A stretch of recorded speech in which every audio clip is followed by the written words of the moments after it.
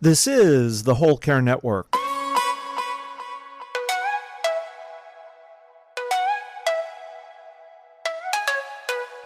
Helping you tell your story one podcast at a time. Content presented in the following podcast is for information purposes only. Views and opinions expressed in this podcast are solely those of the host and guest and may not represent the views and opinions of the Whole Care Network. Always consult with your physician for any medical advice, and always consult with your attorney for any legal advice. And thank you for listening to the Whole Care Network.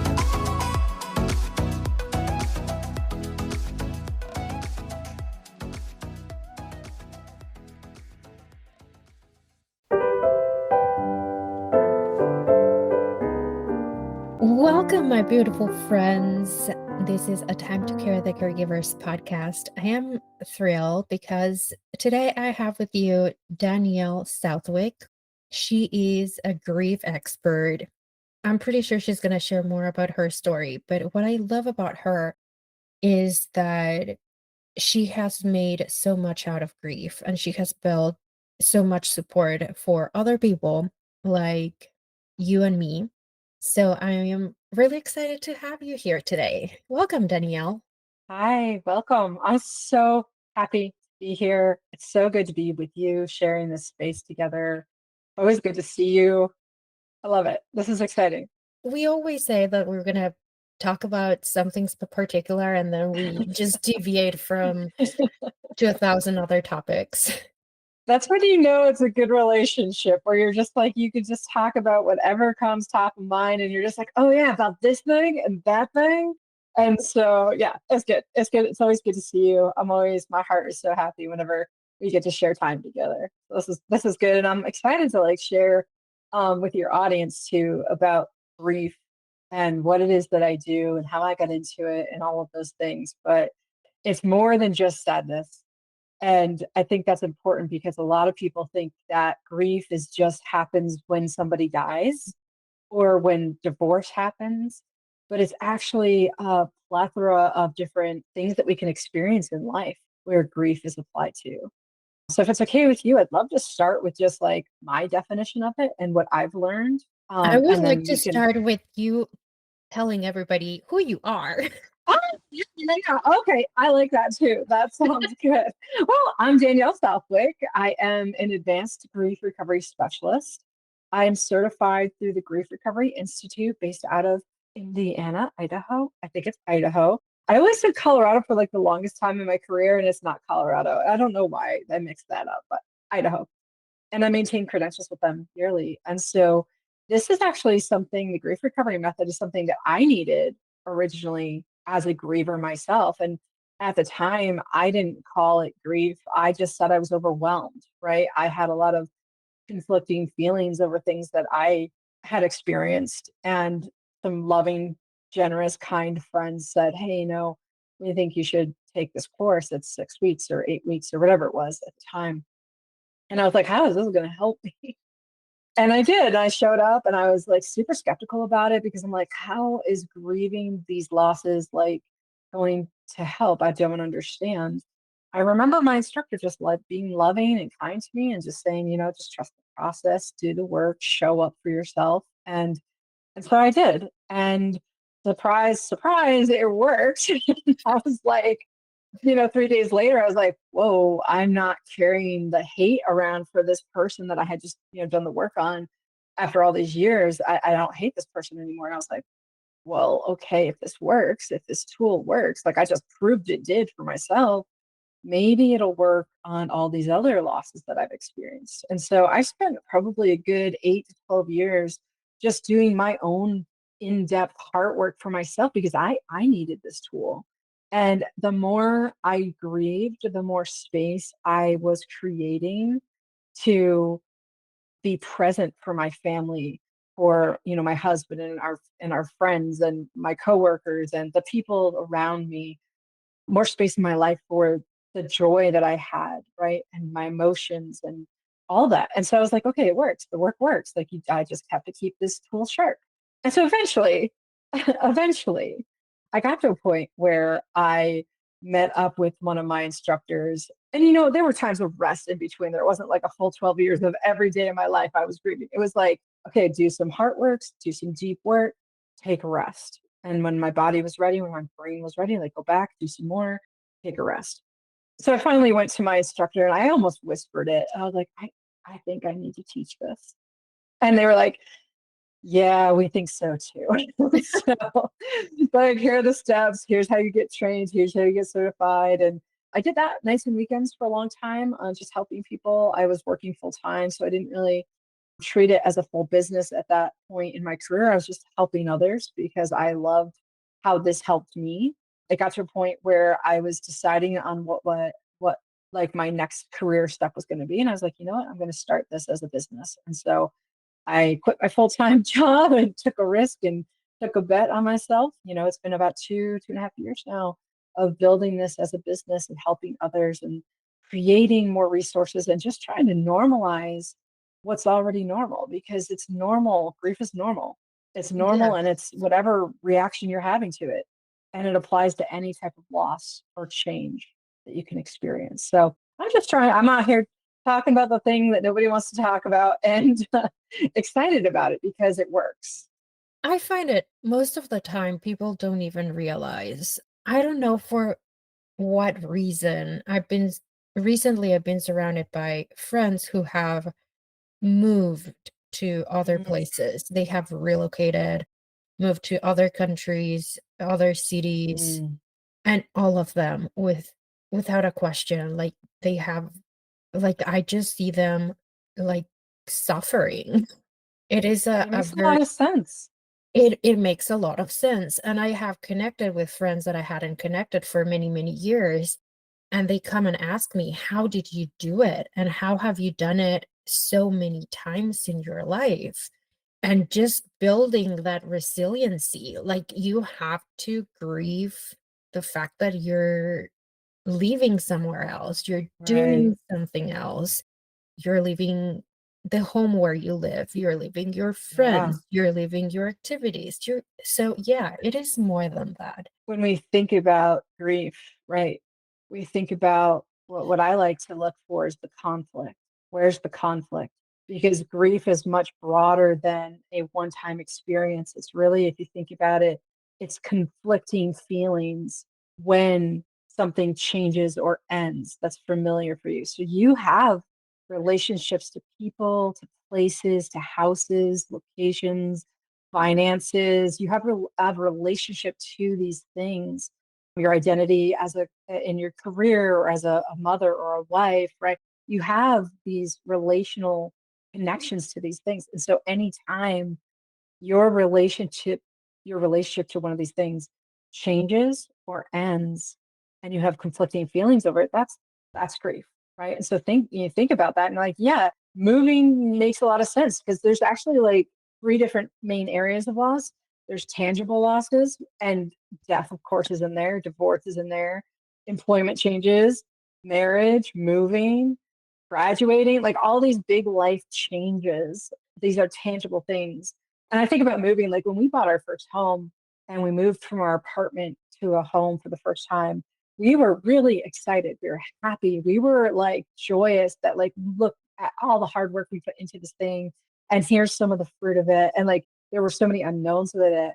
But there was also sadness and disappointment and a little, I guess, like for me, when I think back on it, it was, I don't know if it disappointment. I'm trying to find the right emotional word for it.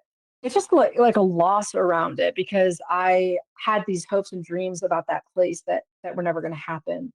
And at the same time, I was dreaming forward about my house, but I was losing my neighbors. I was Mhm. losing the way I went to work and the places I shopped at, the familiar things. And so to look at that as a whole and say, yeah, this is an exciting part and time in my life.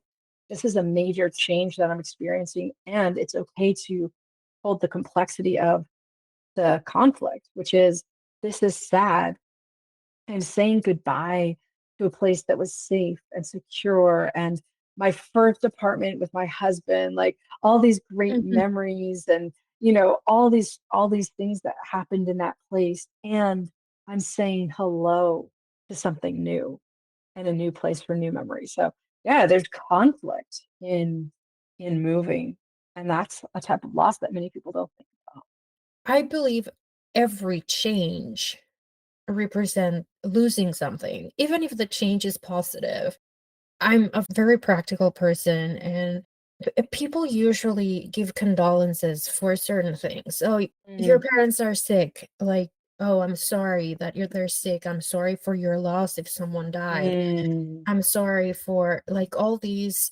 If you're sick, if someone dies, if you're in an accident, if you're in a divorce, like all these things are perceived as something negative and people support you. But then you have all these mhm, other things that people regard as something positive, mhm, and they still represent loss and change, and it is mm. hard. Yeah, and sometimes when we hear those statements intellectually, they might be true. Intellectually, that might be true for the situation, but grief is the conflict of two emotions or more. So you can't heal grief with intellect. You have to actually sit in the feeling of it and experience the feelings of that you're experiencing, and let it come up and out.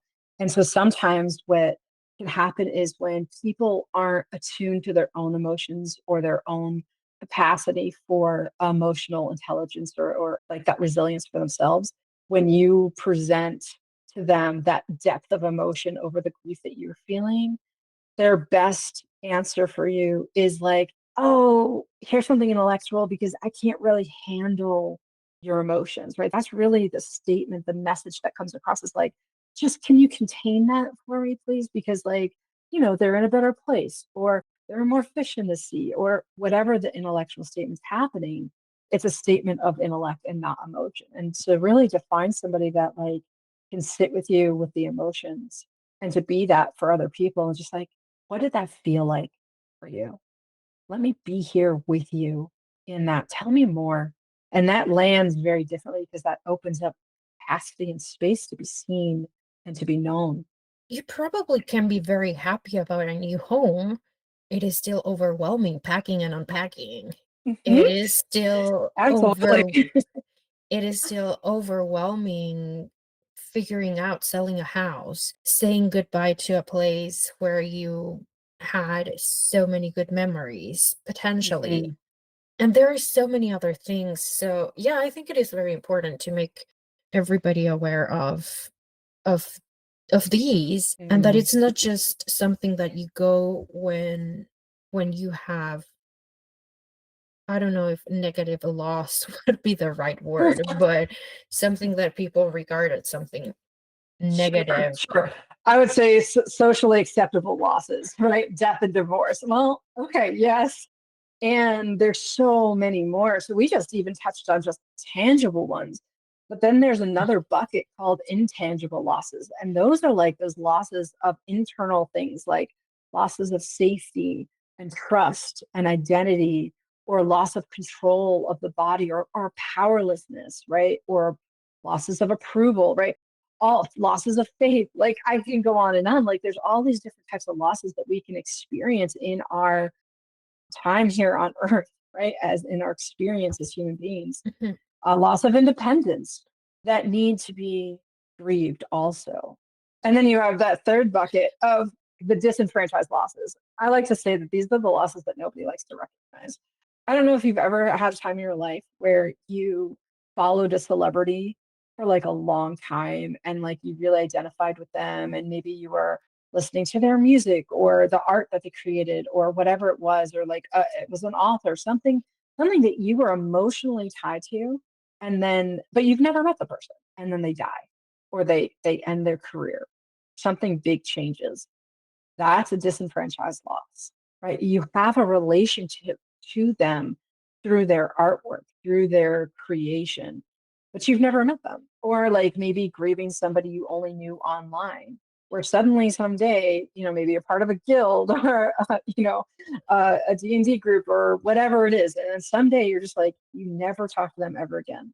You had a relationship to this thing that was important to you, Mental health is another one that's really disenfranchised, or Alzheimer's, dementia, right? People incarcerated. Like, these are losses that are complex. They have so many different parts to them, and they still are worthy of being looked at and being discovered what's in there, right? And being heard and respected and being witnessed. I think that's super Mhm. important to say, slow it down a little bit and say, what am I feeling here? Or what am I not trying to feel in this? And putting some language to it is important. How do you start discovering your losses and all the Sure. things that you need to grieve in life? Well, we could talk about some of the emotional components of it and how it can show up emotionally. And we could talk about some of the physical components of it, of how it's showing up. Let's go there. Actually, I'm just like deciding this as I'm talking. So some of the signs of unresolved grief. So when we talk about unresolved, like, what's unresolved for you still? There might be like glaring things of like, oh, I have an estrangement from a family member, or I experienced this traumatic event, or I, moved 17 times before I was whatever, and I've never even slowed it down to think whatever. There could be some obvious ones for the listener, right? Like, oh yeah, here's my story, right? But Mhm. here are the points of it that are not that are incomplete. But when we look at that, there's the things that in that relationship, you want to discover three main parts. And these three main parts are made up of what's unresolved. So the first part is the things that you wish you had said or done different, better, or more in that relationship. Right. I wish I had showed up for them better. I wish I had, not said this thing or whatever it is. The things that you wish in the relationship that you had said or done different, better, or more. The second part that you want to try to discover, when you're looking and reviewing a relationship, a loss that you've experienced, is what are the hopes, the dreams, and the expectations that you had of that relationship? Did you hope that it was going to continue, right? Did it not come to fruition the way that you thought it would, right? Did it end abruptly? Did you wish that you had more time with the person, or the loss that you had, or maybe you didn't, right? It can kind of be expressed in these two ways. Before I jump there, I'll give you the third. The third one is communication of emotional nature that is undelivered. So whether you wanted to say something and it was never heard by the person, whether it was said and dismissed or devalued or not given space, or whether you've never like really thought about it and actually said it. Those are kind of like the three big areas of discovery that make up unresolved grief. And so if we look at that as like the broad picture and we narrow down into it, it can kind of feel like this feeling of reaching out for someone or something that's always been there for me, only to realize that when I need them one more time, they are no longer there. And grief can also feel like this the feeling of reaching out for someone or something that's never been there for me, only to realize when I need them one more time, they are still no longer there for me. So it's this complexity. How does that land for Oh, you? that's a mic drop. Yeah. And I think you expect some things, but sometimes you don't. I don't know, for example, with Alzheimer's and dementia, there are times the patients don't even notice that they're losing, but the families are. Yeah. And I think that's a huge disconnect because you're expecting your parent to be there or your loved one. You're expecting them Mhm. to be how they Right. were, but they're not. There's Yeah. someone different. It's really delicate to grieve someone who's still alive. And I've done a lot of that work with people that I really love deeply and care about, but who are unable to show up for me in ways that I long for. It requires grieving. It really does, to sit in that complexity and to ask yourself, what am I feeling around this? Like, what do I need from them that they're unable to give me? whether that's due to health or due to their inability to grow as a person, right? Their unwillingness to grow as a person. If you're thinking about it and you're like, okay, well, am I grieving? There's some physical signs and there's some emotional signs. Some of the emotional signs are like depression, right? And we say that word and how I like to frame that is like persistent sadness or persistent hopelessness. Sometimes what can happen is if we live in our grief for so long, and I talk about everyone has baggage. You just have to figure out if it's checked or carry on, right? Checked meaning you've done the work, you've sent it to its final destination, whether you're gonna, store it or take it to the curb, whatever you gotta do with it, right? Or if you're still carrying it with you. And for the longest time, I had the most beautiful set of matching luggage, probably 12 sets that I was carrying with me. And I was just like, I'm strong, I got this, right? But it was all this unresolved grief that was weighing me down and holding me back. And it caused me to have a lack of interest in the activities that I cared about. It caused me persistent feelings of sadness and hopelessness, right? And so that's a sign, like something's going on, right? Maybe you're out of the moment, right? You're struggling to stay present with yourself and with others. You feel a little disconnected from your surroundings, lack of energy, overreactions, like those intense emotional responses. Maybe you stub your toe and you're like, this is the end of the world. Right? Like, oh, okay. Like, maybe you're a little prickly on edge. You're like really super irritable, right? Easily agitated. The smallest bit of stress can like just send you over the edge. Or perhaps you're isolating. Or then maybe there's some unwanted behavioral patterns, right? Drinking, doing drugs, overworking, whatever it is, compulsive things that are trying to suppress or distract you from this unresolved grief in your life. And perhaps at that point, it's turned into some health issues too, right? So those are like the emotional things that are like little red flags to say, hey, something needs to be paid attention to. And then there's your physical responses. I was going through those, and I don't know if you need support for all the grief that we go through. Obviously, there are times like your favorite shoes broke, or I was laughing because I had this shirt on my trip that I just came from. I was wearing this shirt and it needed to go. My sister sent me this meme about how you use a shirt. So you start wearing it, like once you buy it, you start wearing it like for only fancy events. And then at the end of its life, you're using it to clean bathrooms or whatever, or dust surfaces. Right. So you have like from the super fancy all the way to I'm using this to Yeah. to clean bathrooms or whatever. So you deal with that grief easily. Like it will Well, go. let me ask you this, right? Because you've had a relationship to that shirt, right? It's been with you. It's served a purpose that it was meant to serve. It holds memories for you of Yes. different things, right? So I don't like to like compare losses, right? My losses are different and separate than yours because we are uniquely individuals, right? That even the same siblings in the same household, like, are going to experience life from their perspective, and it's going to be different, even if we have similar experiences. I'm going to internalize and understand it from my perspective, different than their perspective, right?